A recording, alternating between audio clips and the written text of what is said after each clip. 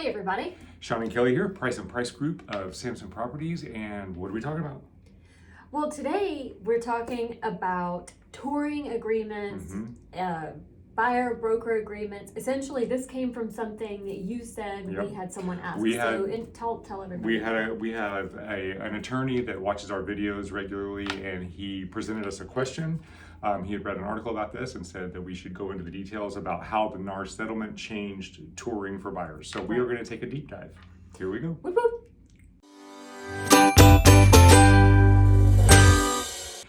Okay, so everybody has heard about the NAR settlement. Yes. Do I need to be quiet? No, I was going to say we remind us of what that actually, like what NAR said for the settlement, just to introduce the whole topic. Yeah, so basically there was a settlement with buyer broker agreement, our buyer compensation being offered by sellers. It was this huge thing, and the response to that is geral rules have been put into place to protect buyers and sellers. It's actually a good process.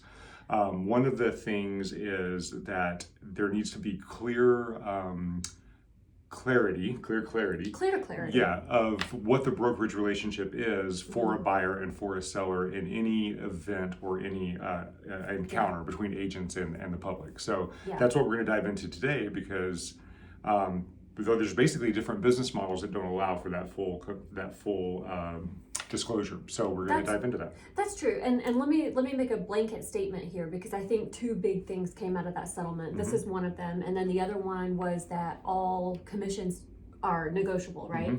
And let me just make a very, very clear point that in Northern Virginia, so there's a National Association of Realtors, that's NAR. When you hear the NAR settlement, that's what that is. Then all the states have their own association of realtors, and then in Virginia we have VAR, Virginia, and we also have NVAR, Northern Virginia, and there's PWAR. Prince William. Yeah. Is that PWAR? PWAR? It's PWAR. And GCAR for Maryland and DC. So it's all we're all over the place. So we have all of these things. So we have to overlap rules, right? So NAR was like the general thing, and you had states that were like Loco and La Cabeza, and they never had these. This really didn't affect the way we do business in Northern Virginia. We always had to have buyer broker agreements according to NVAR.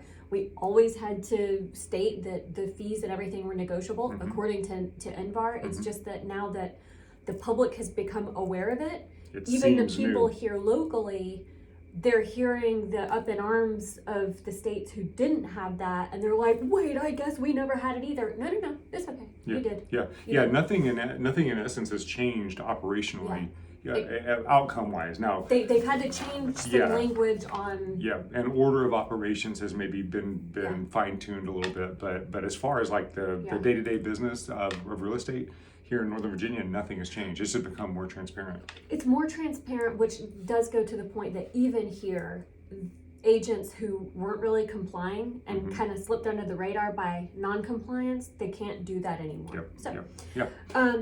Yes, thank you. That was a very good deep dive into into even what we're talking about. Into the introduction. Awesome. Okay, so before we dive into what kind of provoked this conversation, like I said, there are certain business models that this really applies to. So for example, if you're one of our clients and you call us and you want to go tour a property, this is a natural conversation to go into what we're going to go into. But if you are on Zillow and you click contact agent to go look at a property, you're being connected with an agent that you have never had any relationship with.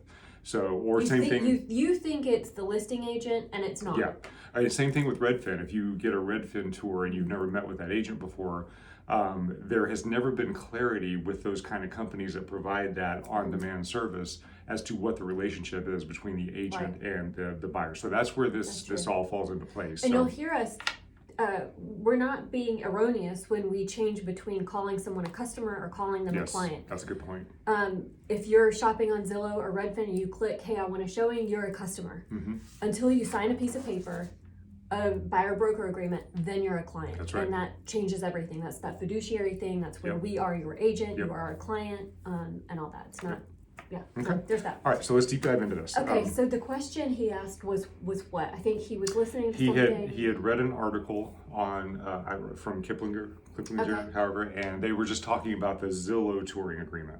Yes. and how that worked, and Okay. just kind of the expansion into how are we handling it here in Northern Virginia, specifically how we're handling it and so on. Because we had, I think we had discussed about how now we can no longer show anyone a property without a buyer-broker agreement, right? Which that creates that fiduciary agent to client relationship. And then he was saying, he brought up Zillow's touring agreement where they do not have an agency relationship. So tell us what changed. Okay, so based on the Northern Virginia Association of Realtors, these rules, after the new rule went into effect, which was on August 17th, all multiple listing service participants acting for buyers would be required to enter into a written agreement with their buyers prior to touring a home. Okay, I have a lot to say about this. Okay, do it. Okay, first of all, I'm gonna pick this apart like an attorney wannabe. Go for it. MLS. Explain MLS first. Okay. MLS is the multiple listing service. That is what the public knows. That's where all the properties are listed. That's where you get the information. They also set all the rules on how properties can be shown, what statuses mean. They hold a lot of cards in the real estate industry. They do. And the point is to do our job, to be any kind of real estate agent, you have to have access to this. So all MLS participants, that's every agent. Okay, so it's not just a little group. So that's one thing. Acting for buyers must be are required to enter into written agreements. Okay, agreement. How vague is that? It's very vague. So what the intention was a buyer broker agreement, right? But now Zillow has the touring agreement. So it's also an agreement. So box check, boop. Box check, that's great. Right. So tell us about that Zillow touring agreement. So before we go into that, can you explain to them what a fiduciary responsibility is? Yes, I can, as a matter of fact. Go for it. That's the one where we hit really, really hard with you guys on we are not doing anything outside of what represents you, our client's very, very best interest. That's right. It doesn't matter if, hey, we would love to get a higher commission and that would be a higher price. No, we're in it for you, buyer. If we're representing the seller, we're in it for you to get the higher prices and everything else. It's basically if you say, hey, the transit is top priority, we're not going to show you houses where you say life would be miserable if I have to drive over an hour, right? Even if you love this and even if it's a great deal, it's like, remember you said this, unless something changes, but everything is about you, for you. We're just overlaying our knowledge of the rules and how to make everything work for you. Okay. And that's Did I miss anything? Nope, that's perfect. It's just basically your best interest becomes the most important thing once that buyer-broker relationship is established. Now we're speaking from the buyer's perspective. What most people do not know is in Virginia, any real estate agent by default represents the seller. So without the buyer-broker agreement. So even with this touring agreement we're going to go into, that agent still represents the seller. Yeah. So and that's just by default because the seller information is public, so we're only allowed to say things that are public. So just keep that in mind. That's why these agreements are so important, because if we're representing a seller, having a conversation with you, our licenses are at line. If we give you information that's not beneficial to the seller, if technically we represent the seller, we could be sued and everything else. Yep. And this is, keep in mind, if you're like, my brother-in-law in Texas said, and Texas is just arbitrary. I love me some Texas. But that it's not like that. And it's like, well, maybe not in Texas, right? Remember I said the overlaying of laws from the different jurisdictions that we fall under. Okay. So we're still in the tell introduction. Me, what is Zillow's touring agreement? So that means that they don't have to get the representation, right? Like tell me what the touring agreement says. So basically, I'm going to read word for word what it says. The purpose of this agreement is for the broker to consult with the buyer regarding specific properties and assist the buyer in locating and touring properties. These activities collectively constitute the touring services. So there's a little bit of a change in language here that we got to talk about. Yeah. But so basically this is, like I said, if you call Zillow or you click on show me the house and you go and you meet an agent, you have no relationship with that agent. We have no hate this for this. Like we've worked with Zillow quite a bit. Before, You may end up working or going to 4 different tours with 4 different agents, because every time you click, Zillow connects you with somebody else until they link you to an agent. So it's basically there is no fiduciary responsibility set up, but because of the NAR settlement, this document is absolutely required before any property is shown. There has to be a written agreement before any property can be shown by an agent. Yeah. And a point to make, so I was looking at just several different states to prepare for this, and they're not all the same. Zillow's had to create different touring agreements for different states based on these overlaying of rules. So like, for example, North Carolina's, I think, was different. For Virginia, it had to specify in C, buyer and broker agree that they are not entering into an agency relationship, and the broker is acting as an independent contractor. That was a huge thing. They're not acting, they're not a part of Zillow themselves, Okay, so I want everybody to remember this when I start talking about NAR, our local real estate's rules, and this being the Zillow here, local touring agreement, is not addressing something really, really important. And so basically what this does is this allows an agent with this written agreement to be a door opener. That's all they can do. They can open the door. And we'll get into why they're so limited with that. But if you go and meet an agent and you want to look at a property, this agent can now open the door and let you go in and look at the property, but they cannot perform any kind of a fiduciary responsibility. There are even conversations they cannot have. So now, considering all of the overlays that we have and all the hyper local details that come into everything, where do we stand here in the Northern Virginia market since the NAR settlement? Okay, it's a little bit wordy. Okay. For me, it's nothing. So that's why you're taking this part. You just give me a little nudge when you want me to stop. If you want to explain, just tweak something, because this is just verbatim. Okay, so if an agent belongs to programs like Zillow agents that have a touring agreement, they are allowed to use them. Okay, this is key. Keep on listening. Okay. It does not, however, create an agency agreement. Agency agreement means fiduciary responsibility. Go ahead. With that document, that touring agreement document, they can open the door and show them around. Meaning, this is the kitchen, here's the upstairs, because we can't just let you roam, right? We have to show you around. They cannot start having substantive conversations and giving agent advice without the agency disclosure and representation and presentation of the document. Which is the buyer broker agreement, which we will go into shortly. And just before we go too far, let's talk about what NAR, NAR. National Association of Realtors, let's say what they mean by substantive, right? Yep.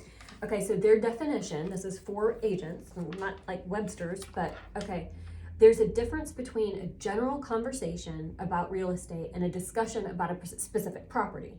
If someone talks about general preferences in his or her own taste for homes, then that discussion is not about a particular property. So it's not substantive. For example, a statement like, I love or hate Tudor-style homes is about taste. Fine. Okay. General statement. Meanwhile, how does this Tudor home compare to the one down the street moves the conversation into a discussion about a specific property. If you were to ask anything like that, that's not like, hey, agent, is it cold in here to you? Do you feel cold? They can say, yeah or no. Yeah. But if you say, do you think the AC is working okay? Can't answer without the buyer broker agreement. Right. Yep. And so so that's the key, is that substantive. I always thought it was substantive. Substantive. It's kind of like me and acreage, right? Yeah, I like to say acreage. Yep. I really want to say substantive. Yeah, there you go. Whatever. Okay, moving on.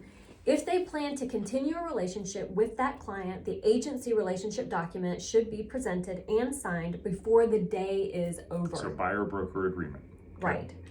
If they do not plan to give advice or continue with the relationship, the touring agreement will suffice due to no substantive conversations occurring. So typically you'll go through and you'll research and find the ages of HVAC system, the age of the roof, everything, so that they can make a really informed like opinion about a property. You're not allowed. Nope, not without that BBA. I can get it, but I just can't discuss it. Right. Some touring agreements contain disclosures. Zillow is to be used by Zillow agents and not to be used by parties that do not belong to that group. Yep.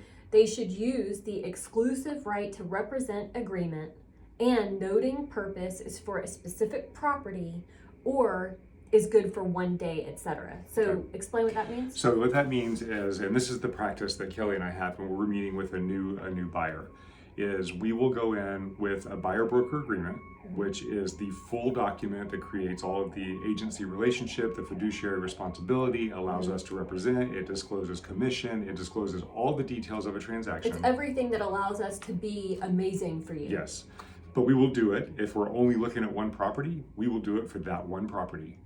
If we're looking at several properties for a day, we'll do it for one day. So it's not like we're getting married, but we're laying the foundation for what we can do in that given day to best serve you in that day. Then if we go back and do another day, we can either do another one-day agreement or another one property or whatever. And so once you start dating us, you'll realize you want to get married. We've been married so many times. Not really. But anyway, so that's our practice. Yeah. And because it's really, really hard when you really care about people. It's so hard to be like, I can't tell you that, because you come off kind of like a not great person. Yeah, you seem like you're just like keeping secrets.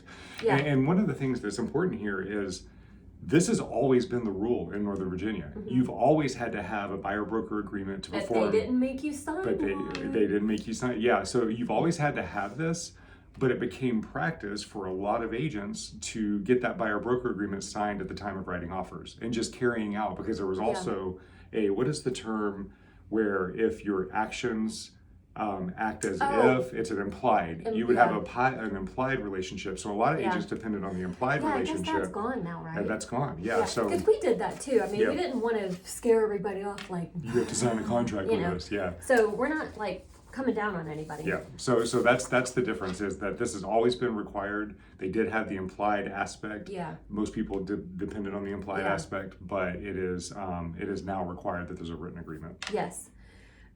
So we talked about the substantive definition. So what this boils down to in our local market is you must have, I mean, unless you're working with a Zillow agent, which we talked about that, but you must have a signed buyer broker agreement before showing buyers a property. It is Virginia law, and the brokerage agreement contains important disclosures for the buyer and protections for the brokerage and the buyer. Okay. Yep. So it is the law. You do have to have it. Go see a property with a Zillow agent. You will have to sign a touring agreement at least. But you can't ask questions. You can't ask. If you do, and if they tell you, don't tell anybody. And if you do, and before they tell you, they say, I really need you to sign this other document, they're not just trying to rope you in. It is the rule. Now, here's the thing about the buyer broker agreement. Number one, it can be set for specific time, like we said, a day, a week, or whatever. Number two, it can be set for specific properties. But even if it's set for 6 months, there are, depending on how the terms are set up with your agent, all you have to do to terminate the agreement is written notice. Now, they may have a termination fee or something like that, but you can get out of these. So you're not locking yourself in. It's not something to be scared of, that you're committing your life to this agent at that point. I would say that if people are too afraid of these buyer broker agreements, like what if there are agents that do try to get more out of them than they really should, Yeah. And they become scared, I have a feeling there are going to be a lot more touring agreements. But then once those agents are used like a sour, sad rag on a dirty diner table, they're going to start charging for showings. They're going to have like, you know what, I'm not doing this, I'm going to charge. That's already happening. Is it? Yeah, in fact, the people that sued NAR, the main guy in the lawsuit started a real estate company, and he charges $50 per tour. Is that true? That is absolutely true. See, because nobody likes being used. Yeah, so he started this company because he said buyers just want to do this. So So if you come across an agent that's charging you $50 to go do a tour, I don't know why you would pay $50 to do a tour when it's just to tour a house, but I don't know. people apparently are Well, doing it. because if that's the only way they're getting money, because they can't, Yeah, sour rags. because nobody likes being used. That's right. All right, guys. So I think we covered that pretty in depth. So in I summary, think we did a really good yeah, job. I think so. High five. Yeah. All right. I'm not even going to summarize because I think I'm just going to be redundant. I like it. I think that's what a summary is, right? Yeah. Okay. So in summary, Use us. use We're going to us. ask you to sign an agreement. Yes. We'll date. You'll fall in love. We'll get married. We'll find you the great house. You'll be really happy. That's it. Well said. All right. Let's. If you have any questions, please let us know. If you'd like us to deep dive and explain anything further, or actually go through the buyer broker agreement with you in detail, we'd be We've happy done to do that that. on one before. We We could have. always. Maybe you should just link it so that Well, they that don't was have to. that was the old agreement, though. We get to do that again. We're gonna do another one. I'm so excited. Future video. All right, guys. Have a great week, and let us know if you need anything. Bye.